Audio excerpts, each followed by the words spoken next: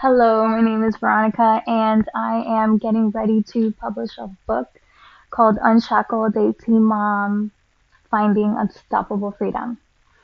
And I wanted to come on here because I just wanted to give you a little sneak peek and story behind my book cover and how that came about and why it looks the way it looks. Um, so for my book cover, I kind of went on a journey of going backwards on this journey because typically your book cover design comes at the very end. Once you've written your book, you have your manuscript, and you have all your outlines, the book cover technically comes towards the end, and for a very good reason, so that you're not, a lot of times you change your mind by the time you are done with your book on what you want your book to look like, on what you want your title to be after you've written several pages. So it makes sense, saves you money to leave that for the end. But I kind of went on a backwards journey. So I first started with my book cover, and um, and it wasn't on purpose. It wasn't. I believe that I started with the book cover. It was very intentional from the Lord for sure. Now that I look back, because I'm like, Lord, you knew exactly what I needed. You knew that I needed that tangible thing in front of me that I just needed to see. I needed to see that it was possible. I needed to see what it would look like. I needed to just have that tangible visual in front of me of the book cover and of the book in general. And so I started with the book cover. And the way that I came about just the visual on the book cover, which is a butterfly in chains. I remember I was in my condo out in Charlotte, North Carolina when we first had moved here about 2 years ago.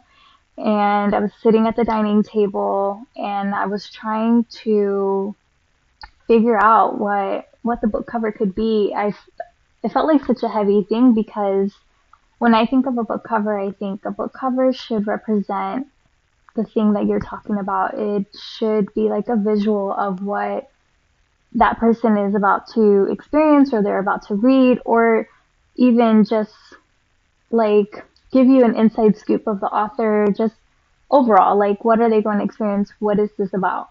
For me, for sure, book covers have always been the thing that I look for when I'm looking for a book to read.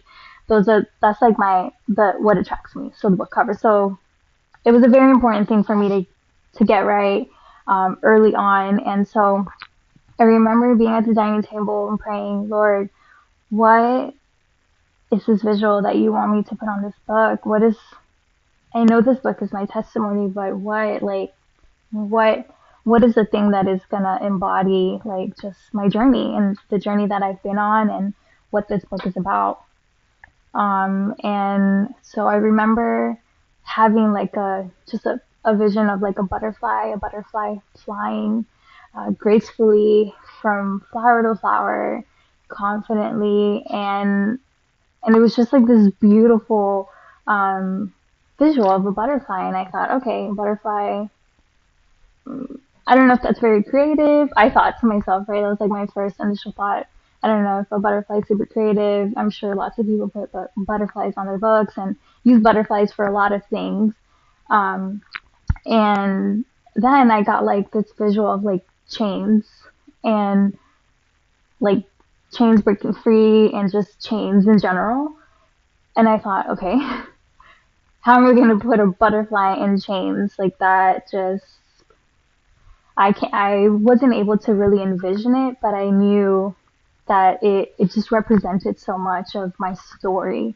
And I had this revelation of the butterfly and just um, wanting to embody the confidence of that butterfly, wanting to embody the the gracefulness of that butterfly and going from flower to flower, person to person, and sharing my testimony, being bold about it, and just spreading and giving from the overflow of what I have been receiving and what I've walked through and what the Lord has done in me, and to be able to share that with other people.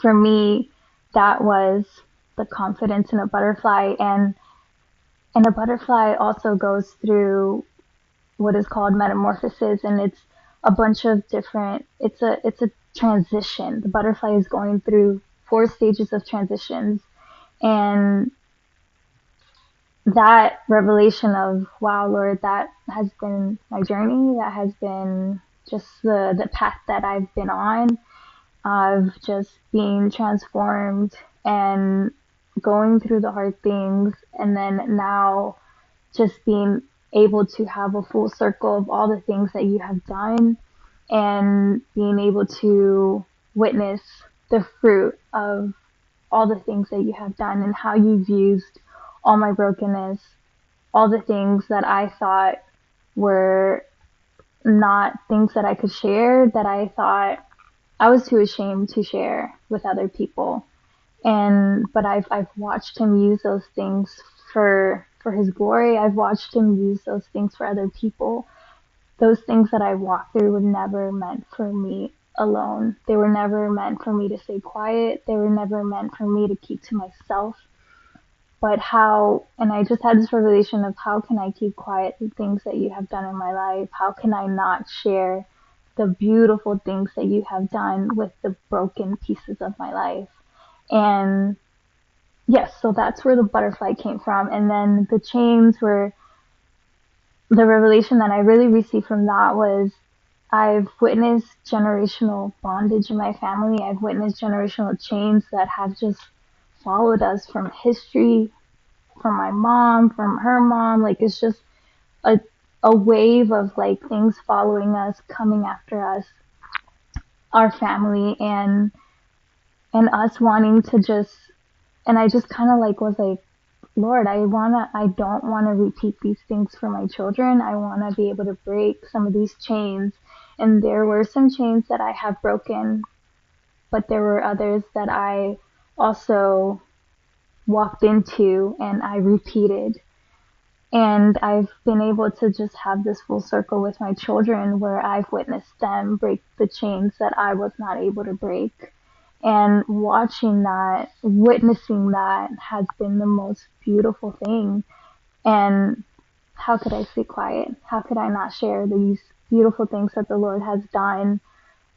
And and I believe, in just the conversations that I've had with other women, that we're all on this journey together, this journey of wanting to build a better life for our families, wanting to see our children do better, wanting to see and witness our children live out lives that bring him glory, and that it is possible, that it doesn't matter that if you come from a family, a dysfunctional family, and you've never even seen it done before, that it's very possible to see it lived out through your children.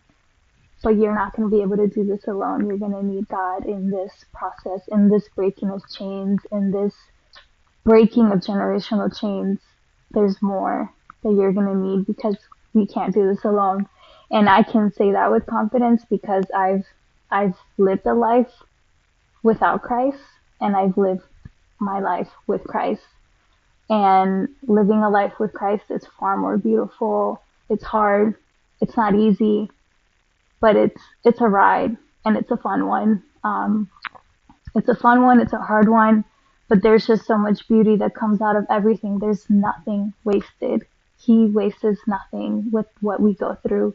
There's no moment of waiting that is wasted. There's no moment of hard things that we walk through that is wasted. There's nothing wasted. And that is the beauty of walking in this life with God.